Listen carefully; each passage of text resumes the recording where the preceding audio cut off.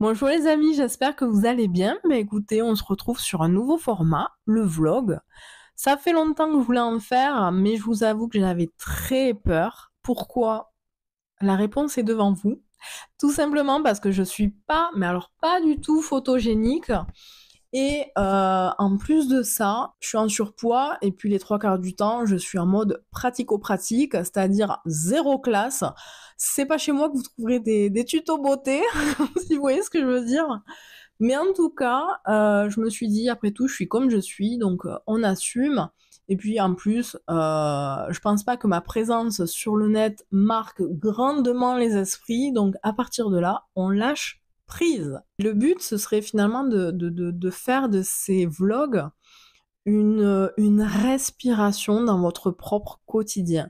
Une petite bulle, en fait, de paix, d'apaisement. C'est vraiment ça que j'ai envie d'amener. Ma vie, en fait, elle est faite de beaucoup de simplicité, de silence et de beaucoup de solitude. Mais dans cet ordinaire-là, il y a aussi beaucoup, beaucoup de magie. En tout cas, moi, je l'aperçois parce que je suis quelqu'un de très contemplatif et je voudrais vous amener ce regard-là. Et je pense que les gens ont besoin de toute façon en ce moment de spontanéité, de d'authenticité. Et tant pis si c'est pas parfait, tant pis si j'aime pas trop me voir à l'image, tant pis, c'est pas grave. C'est ce qui me fait du bien de toute façon, donc on arrête de se flageller et puis on fait ce qu'on aime et puis voilà.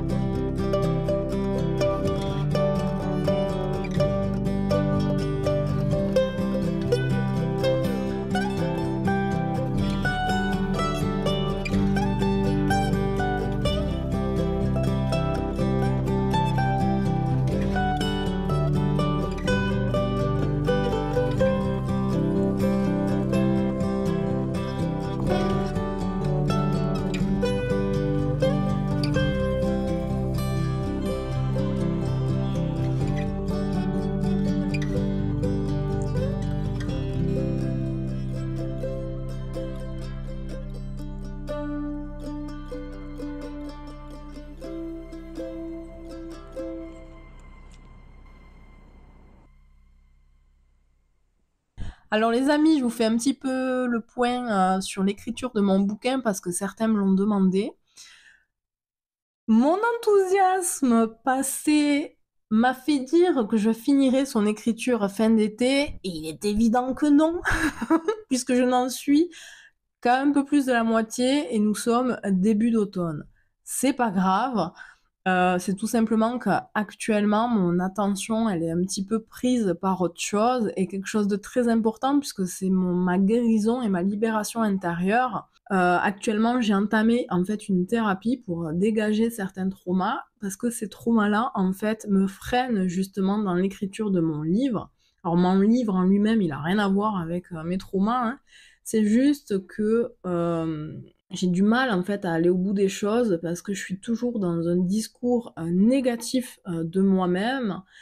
Et du coup, là, en cette fin d'année, je veux virer ça, je veux virer cette séquelle en fait directe de ce passé en fait qui a un gros impact sur ma vie actuelle. Et c'est ça en fait qui me fait priorité en ce moment, tout simplement. Je pense que c'est une période idéale cette fin d'année pour clôturer, on va dire, des gros chapitres de nos vies et pour prendre conscience qu'en fait, tout ce qu'on a pu vivre, que notre passé, en fait, ce n'est pas qui on est et que c'est important, en fait, de ne pas le laisser diriger notre vie, notre quotidien parce que sinon on va droit dans le mur et moi j'ai pas envie d'aller droit dans le mur, moi j'ai envie de m'épanouir, j'ai envie de faire ce pourquoi je suis venue.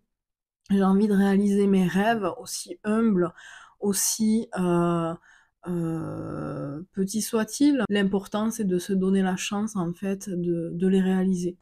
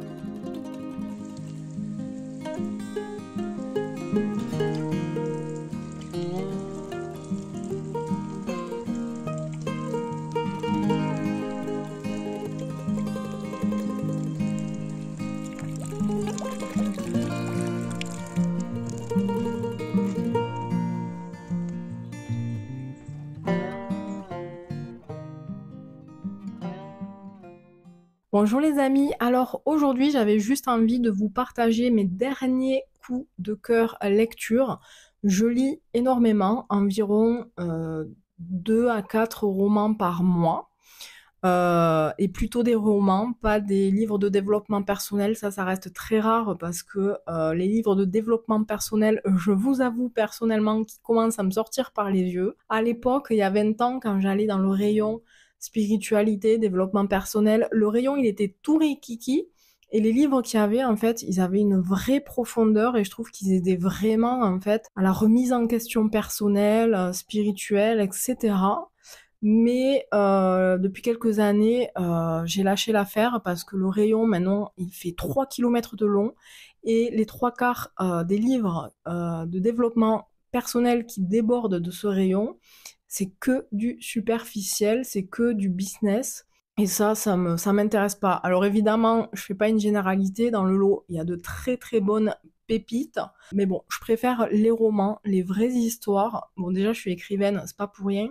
Mais aussi parce que depuis toute petite, c'est vraiment à travers les livres que je me construis, que j'ai développé des valeurs, que j'ai trouvé aussi beaucoup de courage et d'invitation à la résilience, d'évasion aussi. Et c'est souvent les livres en fait qui m'ont construit dans cette réflexion intérieure, personnelle, spirituelle, enfin, vous voyez ce que je veux dire. Donc ce mois-ci, le premier livre coup de cœur que j'ai lu, c'est, je sais pas si vous connaissez, c'est centré sur l'imaginaire et c'est le livre de Richard Adams, Watership Down. Ce livre, c'est une pépite, je l'ai adoré, mais vraiment. En fait, quand je l'ai pris, je vous avoue, c'est la couverture qui m'a fait tilt. Je l'ai trouvé très original et c'est pour ça que je l'ai acheté sans lire en fait le résumé du livre. Et quand j'ai commencé à le lire, les premières dizaines de pages, j'étais là, mais what the fuck, c'est quoi ce bordel? Ça parle de lapins. Donc je comprenais pas pourquoi on faisait un livre sur les lapins. Donc j'étais un peu mi-figue mi-raisin. Et en fait, je me suis pris dedans et j'ai adoré. C'est une histoire toute bête, c'est-à-dire que ce sont des lapins qui quittent leur garenne pour en créer une autre. Et ces lapins sont hyper courageux. Il leur arrive plein d'aventures parce que forcément ils doivent trouver le bon endroit. Ils doivent aussi trouver des lapines parce qu'ils en ont pas assez pour leur survie. Et de là se passe plein d'aventures et vraiment, j'ai un tout autre regard sur les lapins après ce livre. Moi qui les voyais tout mignons, etc., etc., ben là, en fait, je trouve que les lapins, ben en fait, c'est trop badass, quoi. Ils sont trop guerriers, trop aventureux. Donc vraiment, si vous aimez les livres d'imaginaire, lisez-le, surtout qu'il est magnifiquement écrit. Alors je vous préviens, je suis pas une revieweuse de livres, hein, je vous la fais courte quand même. Mais en tout cas, le second livre que j'ai lu, c'est un coup de cœur d'ailleurs de ma fille, celle qui m'a poussée à le lire. C'est Zephyr Alabama de Robert McCammon. Et ce livre, pareil, une pépite. Parce que l'histoire de base, en fait, c'est un meurtre déguisé. C'est vraiment le point de départ d'une histoire, en fait, dans laquelle on suit la vie et l'évolution, en fait, d'un gamin, de son groupe de copains, de leur famille et plus généralement en fait de la petite ville Zephyr dans laquelle ils vivent en Alabama pendant les années 60. Je l'ai adoré parce que on est à la fois confronté en fait à la cruauté de l'adolescence, en même temps aux valeurs de l'amitié. Et aussi, en fait, il y a plein de thèmes qui sont abordés, comme la modernité aussi. Donc, je rappelle, on est dans les années 60, qui ronge lentement un temps passé, quoi, les métiers d'un temps passé et tous les drames humains que ça implique. On aborde aussi le racisme, enfin plein de sujets, le deuil, etc., les traumatismes. Il y a des sujets lourds, mais en même temps c'est plein de rire, c'est plein de tendresse. Et j'ai adoré ce groupe de gamins aussi, parce que même si là c'est dans les années 60, ça m'a fait un petit peu penser aux ambiances des films des années 90, où il y a tout un groupe de gamins qui vivent plein d'aventures. Et il y a un tout petit peu de ça dedans aussi, et c'est pour ça que j'ai adoré. Vraiment magnifiquement écrit, une pépite, donc je vous invite vraiment à le découvrir. Ma fille a bon goût. Le troisième livre que je voulais vous présenter, je viens de le finir, c'est La maison au sortilège de Emilia Hart. Alors là, je vous préviens, on est sur une toute autre ambiance. Je l'ai beaucoup aimé aussi, mais l'écriture est beaucoup plus simple. Mais j'ai adoré le message derrière. C'est-à-dire que sur cette histoire, on est sur l'histoire de trois femmes dans trois temporalités différentes. Ces femmes sont d'une même lignée et elles ont toutes en commun en fait d'être sensibles à la nature, aux plantes, d'avoir des connaissances sur les plantes, etc. D'être un peu sorcières en fait et d'être accusées d'être des sorcières. Et la première, c'est au temps de l'Inquisition, la seconde, c'est sur l'après-Première Guerre mondiale et la troisième, c'est la temporalité actuelle.